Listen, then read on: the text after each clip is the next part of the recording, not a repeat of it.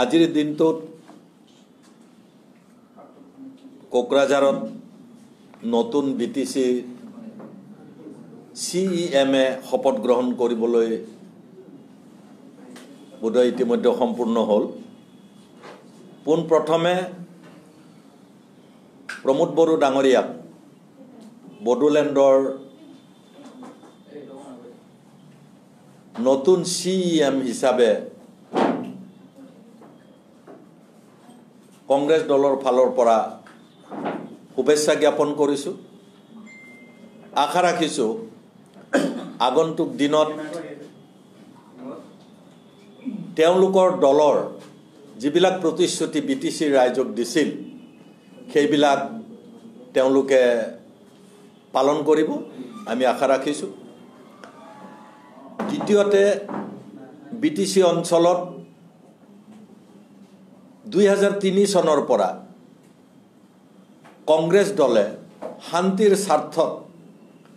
তিনিটা নিৰ্বাচনত হাগ্ৰাম মহিলাৰীক সমৰ্থন কৰি আহি আজি হৈ যোৱা নিৰ্বাচনটোৰ যিটো শান্তিৰ বাতাবৰণত নিৰ্বাচন হ'ল তাত আমি ভাবোঁ কিছু অংশীদাৰ আমিও। সেই সময়ৰ মুখ্যমন্ত্ৰী তৰুণ গগৈ ডাঙৰীয়াই বিচক্ষণতাৰে হাগ্ৰাম মহিলাৰীক লগত লৈছিল আৰু হাগ্ৰাম মহিলাৰীক লগত লৈ সেই সময়ৰ চৰকাৰখন তেওঁলোকে কৰিছিল। আৰু আমি কোনোদিনেই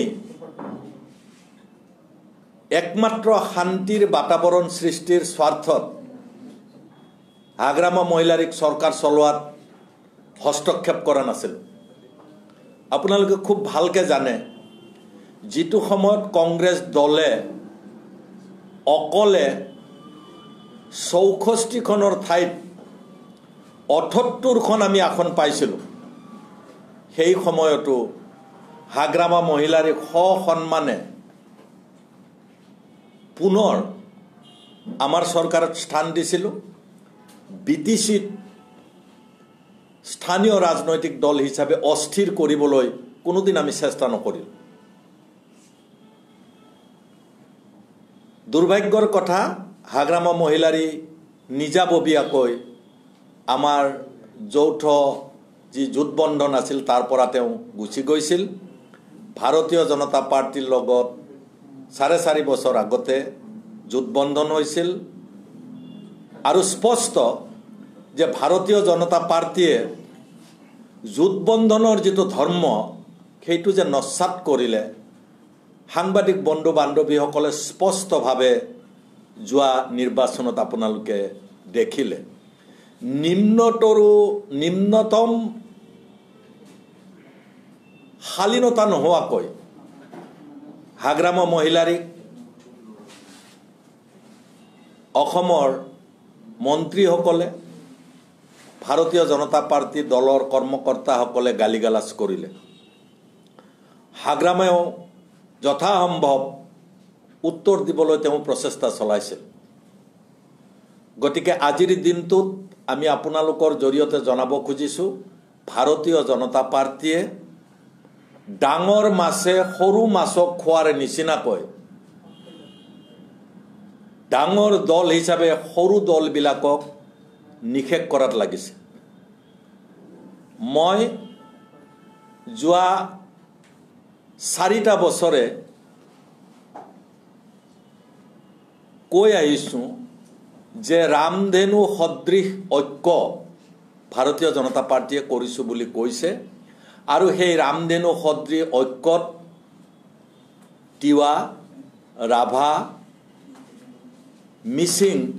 বড়ো এই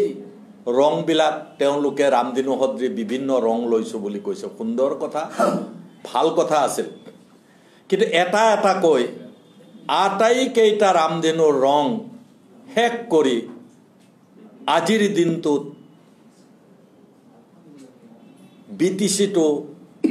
গেৰুৱা কৰি পেলালে। প্ৰথম ভিক্টিমাইজ হৈছে ৰামধেনু সদৃশ ৰং টংকেশ্বৰ ৰাভা। টংকেশ্বৰ ৰাভাই তেওঁলোকৰ পৰিষদীয় ইলেকশ্যন যি কাউন্সিল ইলেকশ্যন তেওঁলোকৰ সেইটো নিজৰ চিম্বলেৰে খেলিলে কিন্তু MLAটো পদুম ফুলেৰে খেলিবলৈ বাধ্য কৰালে দ্বিতীয় ভিকটিম ৰমাকান্ত দেউৰী তেওঁলোকৰ তিৱাসকলৰ যি ৰাজনৈতিক দল আছিল সেই ৰাজনৈতিক দলকো নিজৰ সিম্বলেৰে তিৱা নিৰ্বাচন খেলিলে যোৱাবাৰ আৰু তেওঁলোকৰ নেতা ৰমা দেউৰীক পদুম ফুলেৰে খেলিবলৈ বাধ্য কৰালে থাৰ্ড ভিক্টিমাইজ হৈছে ৰণুজ পেগু এগৰাকী লেফ্ট মাইণ্ডেড জনজাতীয় লিডাৰ আছিল মিচিংসকলৰ লিডাৰ আছিল তেওঁকো মিচিংসকলক তেওঁলোকৰ নিজৰ সিম্বলেৰে তেওঁলোকৰ কাউন্সিল ইলেকশ্যন খেলিবলৈ দিলে কিন্তু ৰণুজ পেগু স্বয়ং পদুম ফুলত খেলিবলৈ বাধ্য হ'ল শেষ কৰি আহি তেওঁলোকৰ এই ৰংবিলাক শেষ কৰিলে শেহতীয়াকৈ হাগ্ৰামাক শেষ কৰি আজিৰ দিনটোত হিমন্ত বিশ্ব শৰ্মা সৰ্বানন্দ সোণোৱালে স্বস্তিৰ নিশ্বাস পেলাইছে অসমত আজিৰ দিনটোত ৰামধেনুখন গেৰুৱা আৰু গেৰুৱা তাৰ বাদে অন্য আৰু ৰং নাই নতুনকৈ প্ৰমোদ বড়োক বন্ধ কৰিছে আমি আশা ৰাখিছোঁ যে প্ৰমোদ বড়োৰ বন্ধুত্ব দীঘলীয়া হওক কিন্তু প্ৰমোদ বড়ো ডাঙৰীয়াৰ শপত গ্ৰহণৰ দিনাই আমি তেখেতক সাৱধান কৰি দিছোঁ যে ভাৰতীয় জনতা পাৰ্টি ডাঙৰ মাছ আপোনালোক সৰু মাছ আপোনালোকক গিলিবলৈ বেছি সময় নালাগে চেগা চুৰুকাকৈ অসম গণ পৰিষদ দল কেলৰেপকৈ ভাৰতীয় জনতা পাৰ্টিৰ ডাঙৰ মাছৰ মুখৰ আগে আগে ঘূৰি আছে কোনদিনা এজিপি গিলি দিয়ে নীতিগতভাৱে গিলিছে আদৰ্শগতভাৱেও তেওঁলোককো গিলি দিয়ে তাৰ একো ঠিকনা নাই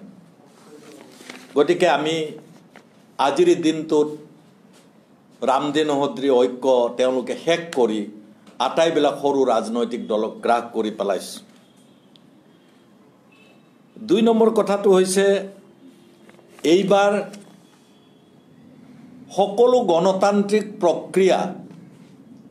সৰ্বানন্দ সোণোৱাল আৰু হিমন্ত বিশ্বই বিটিচিৰ চৰকাৰ গঠনত ধ্বংস কৰি পেলালে পৰম্পৰা শেষ কৰি পেলালে এই কাৰণে কৈছোঁ উত্তৰ পূৰ্বাঞ্চলত হিমন্ত বিশ্বই নেডাৰ দায়িত্ব লোৱাৰ পিছত এখনকৈ ৰাজ্য আপোনালোকে জানে মণিপুৰত কংগ্ৰেছে অধিক আসন পাইছিল মাত্ৰ 4খন আসনৰ প্ৰয়োজন আছিল বহুত তলত ভাৰতীয় জনতা পাৰ্টি আছিল গতিকে তাৰ পিছতো অন্যায়ভাৱে তাতো চৰকাৰ কৰিলে আমাক নামাতিলে কংগ্ৰেছ দলক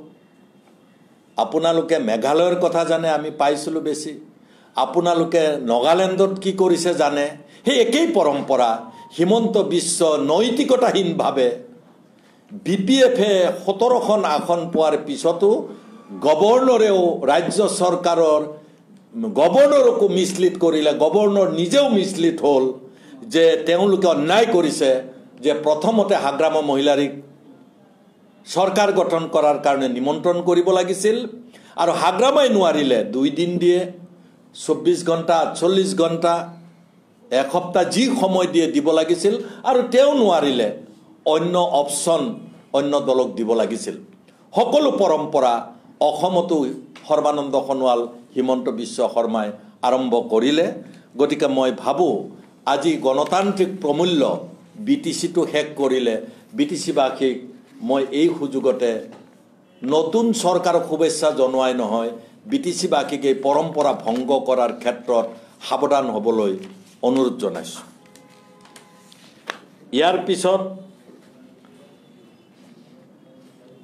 আমি কংগ্ৰেছ আৰু এআইডিএফ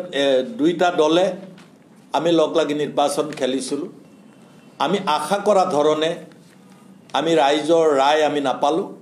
আৰু ৰাইজৰ ৰায় আমি মানিবই লাগিব গণতান্ত্ৰিক প্ৰক্ৰিয়াত আমি মানিবই লাগিব আমি মানি লৈছোঁ কিন্তু তাৰ পিছতো আমি শূন্যৰ পৰা আৰম্ভ কৰিছিলোঁ কংগ্ৰেছ তাত নায়েই আমাৰ কৰ্মকৰ্তা নাই এই কাৰণেই যে মিত্ৰতাৰ ধৰ্ম পালন কৰিবলৈ গৈ গোটেইখিনি হাগ্ৰামা মহিলাৰিক কংগ্ৰেছ দলে 15 বছৰ দি আহিছিলোঁ আমি তাৰ ফলত হাগ্ৰামা মহিলাৰে ওলোটাই মিত্ৰতাৰ যিটো ধৰ্ম কংগ্ৰেছ কৰ্মীসকলকো সহায় কৰাৰ যিটো ধৰ্ম পালন কৰিব লাগিছিল কৰবাত তেওঁ পালন নকৰাৰ ফলত আমাৰ সাংগঠনিক ভেটি যথেষ্ট দুৰ্বল হৈ পৰিছিল তাত আমাক কিছু লোকক মুকে ধৰি দায়িত্ব দিয়াৰ পিছত ৰিপুন বৰা ডাঙৰীয়াই আমি সংগঠন কৰিবলৈ চেষ্টা কৰিছিলোঁ আৰু সংগঠন কৰিবলৈ চেষ্টা কৰি আমি কেইগৰাকীমান প্ৰাৰ্থী দিছিলোঁ আমাৰ এক্সপেক্টেশন খুব বেছি নাছিল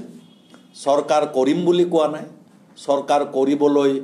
পৰাকৈ আমি প্ৰাৰ্থীও দিয়া নাই কিন্তু আমি আমাৰ কৰ্মীসকলক উৎসাহিত কৰাৰ কাৰণে আমি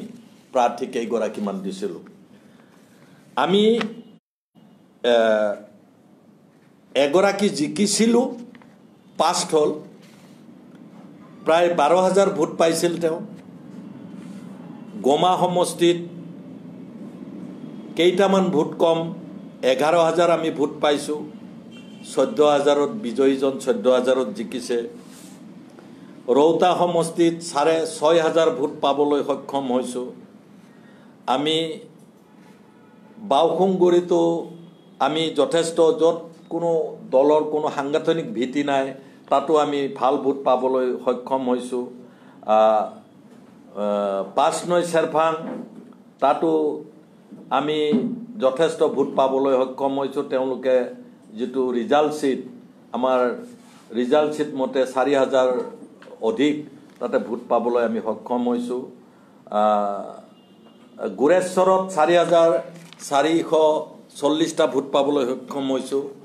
তাত 9,000 10,000 12,000 ভোট পাই বিজয়ী হয় আমাৰ কাৰণে 10,000 ভোট বা 9,000 ভোট তাতে পোৱাটো আমি যথেষ্ট আগবাঢ়িছোঁ এই সুযোগতে সেই অঞ্চলত শূন্যৰ পৰা আৰম্ভ কৰা কংগ্ৰেছ দলৰ কৰ্মকৰ্তা আৰু আমাৰ যিখিনি লিডাৰ আছে জিলা মণ্ডল ব্লক পৰ্যায়ৰ অশেষ কষ্ট কৰাৰ কাৰণে আপোনালোকৰ জৰিয়তে তেওঁলোককো ধন্যবাদ দিছোঁ গতিকে এই ক্ষেত্ৰত আমি কংগ্ৰেছ দলে আগন্তুক দিনত অন্তত বিটিসি এৰিয়াত যিকেইটা এমএলএ সিট আছে 12টা আজিৰ দিনটোত আছে এই 12টা এমএলএ সিটত কিছু এমএলএ সিটত আমি প্ৰাৰ্থী থিয় কৰালে আমি কংগ্ৰেছে নিজাববীয়াকৈ তাত নিৰ্বাচন খেলাৰ এটা দলীয় কৰ্মী ওলাই আহিছে সেইটোৱেই য'ত শূন্য তাত আমাৰ কাৰণে যথেষ্ট বেছি বুলি ভাবোঁ তাৰ লগতে আমি আৰু এটা কথা কৈছোঁ যে আজিৰ দিনটো যেনেকৈ আপোনালোকে জানে দিল্লীৰ নিৰ্বাচনত সমগ্ৰ কেবিনেট চেণ্ট্ৰেলৰ সমগ্ৰ 300 এমপি বহু বাঘা বাঘা মুখ্যমন্ত্ৰী লাগিও কেজৰিৱালক নোৱাৰিলে আজিৰ দিনটোত মুখ্যমন্ত্ৰীকে ধৰি এনেকুৱা এজন মন্ত্ৰী নাই যিয়ে বিটিসি নিৰ্বাচনত অংশগ্ৰহণ কৰা নাই ইয়াৰ আগত ৰেকৰ্ড নাই ইয়াৰ আগত এটা দিন এটা মুহূৰ্তৰ কাৰণেও ৰেকৰ্ড নাই মুখ্যমন্ত্ৰী গৈ প্ৰচাৰ কৰা গতিকে তেওঁলোকৰ যিটো আগ্ৰাহী তেওঁলোকৰ নিজৰ দলক বিজয়ী কৰাৰ কাৰণে ভাৰতীয় জনতা পাৰ্টিৰ পইণ্ট অফ ভিউৰ কাৰণে সেইটো তেওঁলোকে ভাল কামেই কৰিছে তেওঁলোকৰ ফালৰ পৰা এইটো বেয়া কাম বুলি আমি কোৱা নাই তেওঁলোকে মুখ্যমন্ত্ৰীৰ পৰা আৰম্ভ কৰি মন্ত্ৰী এমপি এমএলএ সকলোকে এটা এটা তেওঁলোকৰ 26টা সিটত যি প্ৰতিদ্বন্দ্বিতা কৰিছিল এটা এটা সমষ্টিৰ বিপৰীতে 2-3জনকৈ এমএলএ এজনকৈ মন্ত্ৰী আৰু হিমন্ত বিশ্বৰ নৃত্য বাকিবিলাকৰ নৃত্যটো আপোনালোকে দেখা পাইছে তেওঁলোকে যেটো কৰিছিল আমি যেনেকৈ আমি আশা কৰা ধৰণে ৰিজাল্ট হোৱা নাই, বাকী ৰাজনৈতিক দলবিলাকেও আশা কৰা ধৰণে ৰিজাল্ট হৈছে বুলি মই ভবা নাই। 4টা দলে চৰকাৰ কৰিম বুলি কৈছিল, এটা দলেও চৰকাৰ কৰিব পৰাকৈ প্ৰাৰ্থী তেওঁলোকে বিজয় কৰিব পৰা নাই। গতিকে সেই ফালৰ পৰা BTC অঞ্চলত আমি খুপনি পুতিব পৰাকৈ দলীয় কৰ্মী উলিয়াব পাৰিছোঁ। আপোনালোকে এগৰাকী আপোনালোকৰ পাৰিঘৰৰ সদস্য, এগৰাকী পাৰিঘৰৰ সদস্যক আপোনালোকে ৰাখিব নোৱাৰিলে, আপোনালোকৰ দলে ৰাখিব নোৱাৰিলে। সজল সিংহ তেওঁ একমাত্ৰ আপোনালোকৰ পাৰিঘৰীয় জিকিছিল, তেওঁক আপোনালোকে ৰাখিব নোৱাৰিলে নিজ দলত। চাওক, আপোনালোকে জানে যে এটা দলত বিজয়ী হোৱাৰ পিছত আন এটা দললৈ যোৱা, তাত যেনেকৈ MLA MP হ'লে কিবা নিয়ম নীতি খাটে, তাত একো নিয়ম নীতি নাখাটে। এতিয়া আপুনি মানুহৰ অন্তৰত সোমাব নোৱাৰে, আপুনি মানুহজনৰ অন্তৰত সোমাব নোৱাৰে। প্ৰাৰ্থিত্ব আবেদন কৰিছে, প্ৰাৰ্থিত্ব দিয়া হৈছে, তেওঁ বিজয়ী হৈছে, তেওঁ যোৱাটো তেওঁৰ ধৰ্ম। কিন্তু যোৱাকালি সজল সিং অন্য এটা দলত যোগদান কৰাৰ সময়ত মন্ত্ৰী হিমন্ত বিশ্বৰ ভাষ্যই সন্দেহৰ আৱৰ্তত সোমাইছে। গতিকে আমিও ভাবোঁ,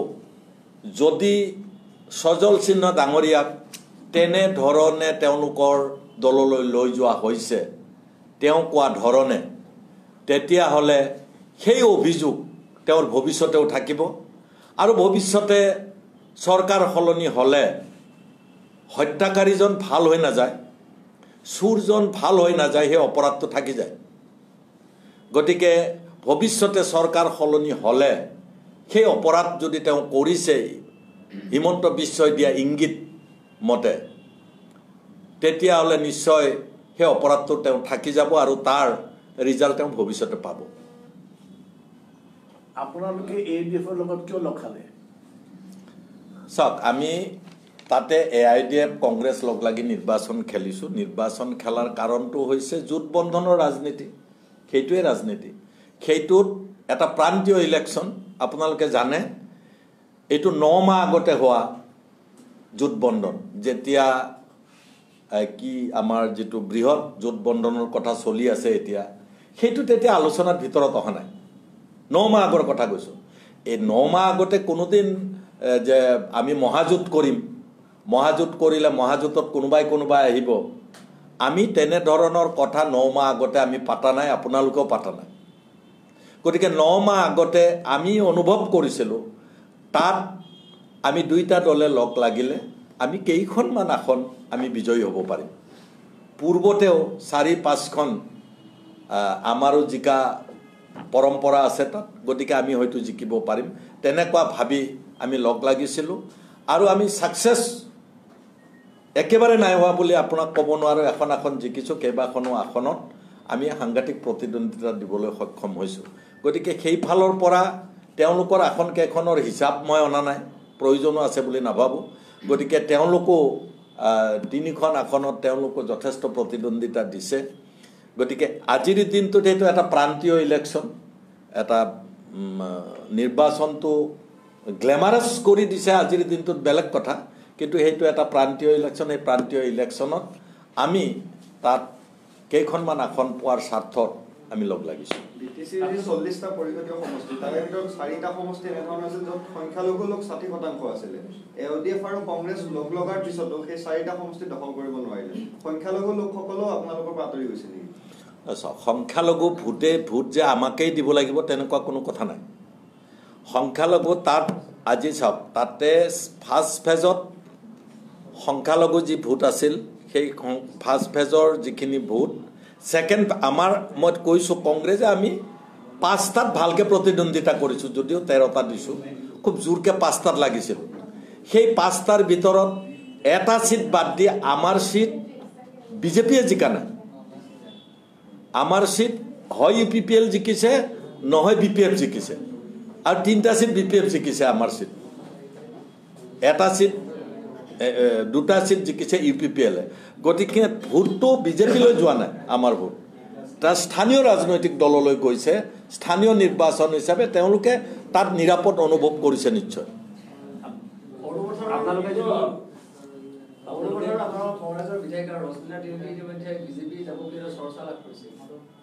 ইয়াৰ লগতে মই আন এটা প্ৰশ্ন আপোনাক ইনক্লুড কৰিব গৈছো দুৰাজ বৰডঙৰীয়া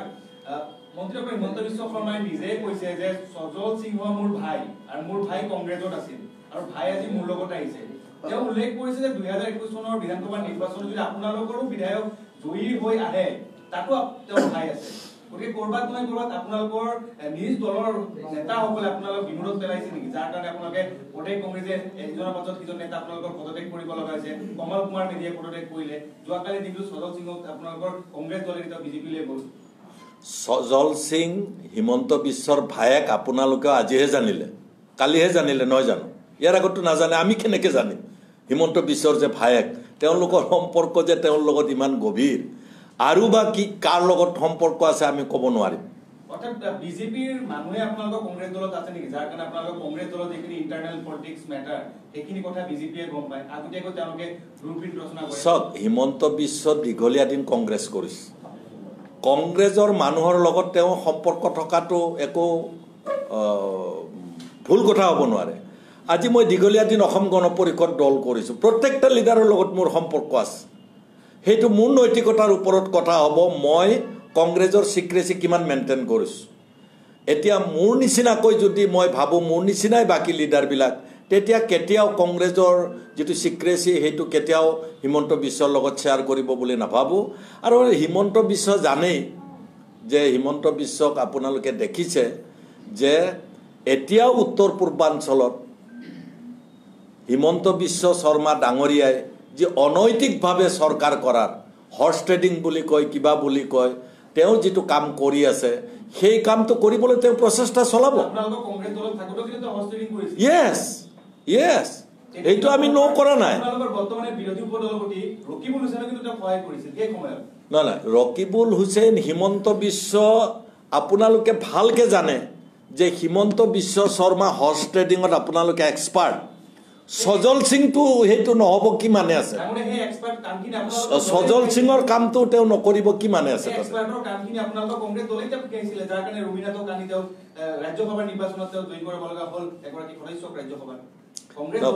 শুনক আপুনি প্ৰত্যেকটা দলতে শুনক অকল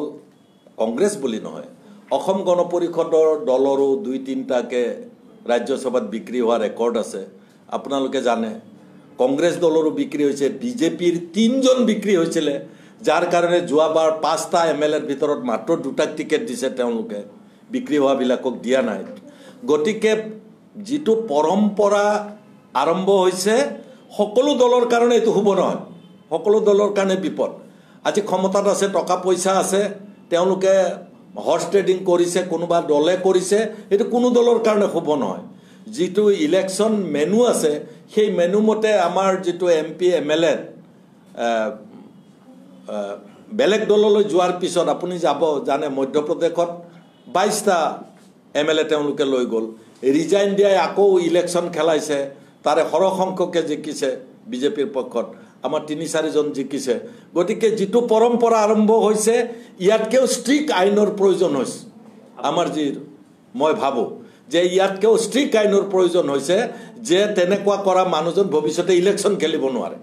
আপোনালোকৰ 2016 চনৰ নিৰ্বাচনটো বাদ দিলে তাৰ পিছৰ পঞ্চায়ত নিগম নিকায় পৰিষদীয় লোকসভা তাৰ পিছত ৰাজ্যসভাৰ বাদ দিলে লোকসভা এতিয়া বিটিচি ৰাজ্যসভাটো কেলে বাদ দিছে কাৰণ আপোনালোকৰ নাই ৰাজ্যসভাটোত যোৱা নিৰ্বাচনত বিজেপিক পৰাজিত কৰিলো সেইকাৰণে বাদ দিলে নেকি অলপ ফালটোও ক'ব যে এই দিনতো আমি এটা লগ লাগি পেলাই সকলোৱে লগ লাগি পেলাই বিজেপিৰ নিচিনা হৰ্চ ট্ৰেডাৰ এটা টিমক আমি হৰুৱাইছো সেইটোও ক'ব পঞ্চায়ত নিৰ্বাচন যিটো কৈছে না পঞ্চায়ত নিৰ্বাচনত আমি 67% কংগ্ৰেছে জিকিছিলোঁ এটা সময়ত ইয়াৰ আগৰ ইয়াৰ পিছত মানে আমি যি পঞ্চায়তত আমি আপুনি যিমান কৈছে মোৰ একজেক্টলি হেৰিটো মনত নাই কিন্তু আমি ইমান বেয়া আমাৰ ৰিজাল্ট হোৱা নাই মই এই মুহূৰ্তত আপোনাক ক'ব নোৱাৰিম কিন্তু বিজেপিতকৈ আমি কম পাইছোঁ আপোনালোকে জানে যিবিলাক পঞ্চায়ত টাউন কমিটি মিউনিচিপালিটি ইলেকশ্যনবিলাকত ইমিডিয়েটলি চৰকাৰখন হোৱাৰ পিছতে ইলেকশ্যন হৈছে চৰকাৰৰ লগত থাকিবলৈ ইচ্ছা কৰে ধাৰাবাহিকটো পৰাজয় হ'ল এতিয়া দলে এতিয়া তিৱা আছে তিৱা ইলেকশ্যন আছে তাৰপিছত বিধানসভা আহিলে দলে কেনেকুৱা পৰিকল্পনা লৈছে যে কাৰণ প্ৰত্যাহ্বান ডাঙৰ হোৱাৰ আপুনি যিটো কথা কৈছে অতি শুদ্ধ কথা কৈছে প্ৰত্যাহ্বান ভাৰতীয় জনতা পাৰ্টি যৌথ ৰাজনৈতিক যিকেইটা দলে লগ লাগি আছে আমাৰ কাৰণে এতিয়াও প্ৰত্যাহ্বান আমি খুব সহজ বুলি কোৱা নাই আমি ভাবো এই প্ৰত্যাহ্বান নেওচি যাবলৈ আমিওতো অস্ত্ৰ যোগাৰ কৰিছোঁ আমাৰ এই অস্ত্ৰই 2021ত মই কামত আহিব বুলি ভাবো আৰু ভাৰতীয় জনতা পাৰ্টিক উপযুক্ত উত্তৰ দিব পাৰিম বুলি ভাবো 2021ত 21ৰ নিৰ্বাচনত হাগ্ৰামা মহিলাই আপোনালোকৰ মিত্ৰজোঁটত অংশগ্ৰহণ কৰাৰ কিবা পৰিকল্পনা আছে নিবা কথা বতৰা হৈছে নি বিপিএফৰ লগত নতুন মিত্ৰতা নাই আজি ভাৰতীয় জনতা পাৰ্টিৰ আৰম্ভণিৰ পৰা বিটিএডিক লৈ তেওঁলোকৰ যিটো ৰণকৌশল সেই ৰণকৌশলটো কোনোবাই ধৰিব পাৰিছেনে নে নাজানো মই কিন্তু পাৰোঁ দুইটাত পাৰিছোঁ মই দুইটা ৰাজনৈতিক দলকে তেওঁলোকৰ গ্ৰিপৰ পৰা ওলাই আহিব দিব বুলি মই নাভাবোঁ তেওঁ উল্লেখো কৰিছে যে তাতে বিটিচিত প্ৰমোদ থাকক ইয়াতে এছেম্বলিত হাগ্ৰামা থাকক আৰু খুব ভালকৈ জানে আপোনালোকে যেনে গোটেই মেচিনাৰী যাৰ যিটো প্ৰয়োজন হয়